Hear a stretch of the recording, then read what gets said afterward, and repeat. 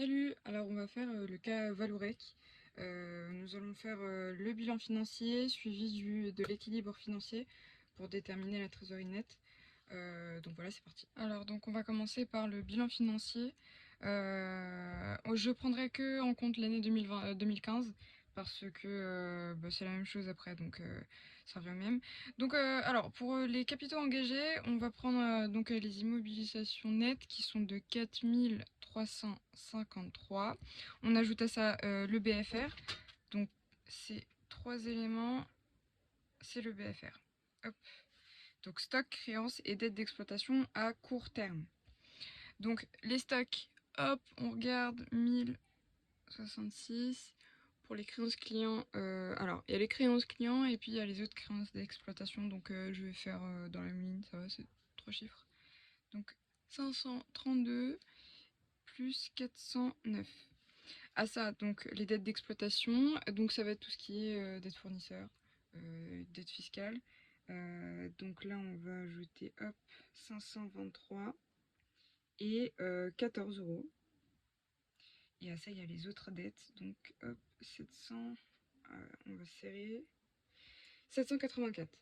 Voilà. On ajoute aussi les dettes d'exploitation à long terme, qui sont les provisions pour reste à charge, donc 483. Voilà, côté CE, on passe à côté RFN, donc les ressources financières nettes. Il y a les capitaux propres qui sont de 3038. Ensuite, les dettes financières à long terme, ça va être tout ce qui est emprunt, 763. 387, c'est les dettes financières à court terme. À ça, on ajoute donc la trésorerie, VMP, disponibilité, qu'on retrouve à l'actif du bilan, donc qui sont de 631 pour 2015.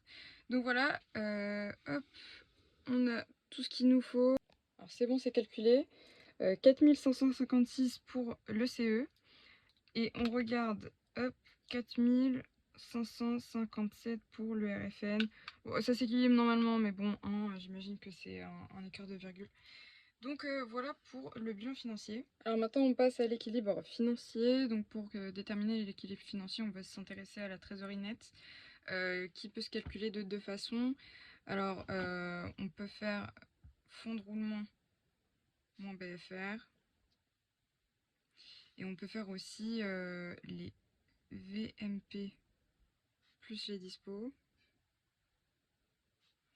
Tout ça moins les dettes financières à court terme.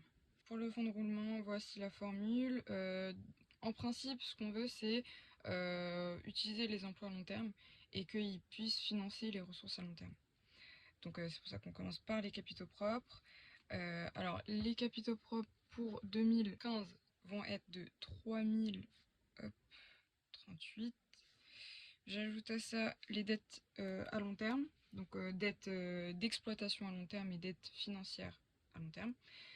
Pour les dettes d'exploitation à long terme, hop, 483, auxquelles on ajoute les dettes financières à long terme de 1763.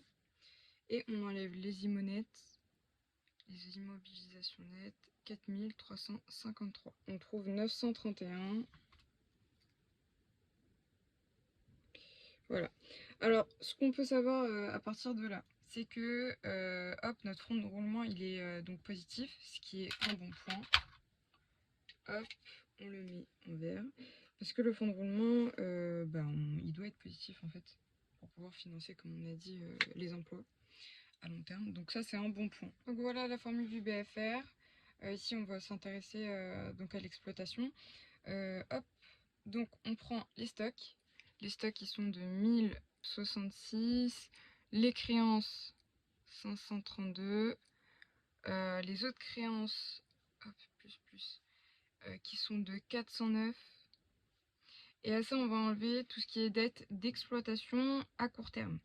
Donc ce sera encore une fois dette fournisseur. On l'a déjà calculé pour juste avant, mais je le répète. Tout ce qui est dette fournisseur, dette fiscale, autres dettes. Donc moins 523, 14 et 784. Ce qui nous donne hop, 686. La même chose que tout à l'heure. 686. Et voilà. Alors pour le BFR, maintenant, ce qu'on veut, c'est qu'il soit le plus bas possible. On le voit ici, hein, stock, créance, tout ça, c'est ce qu'on souhaite réduire le maximum. Donc voilà. Et ce qu'on veut aussi, c'est qu'il soit inférieur au fond de roulement, ce qui est le cas.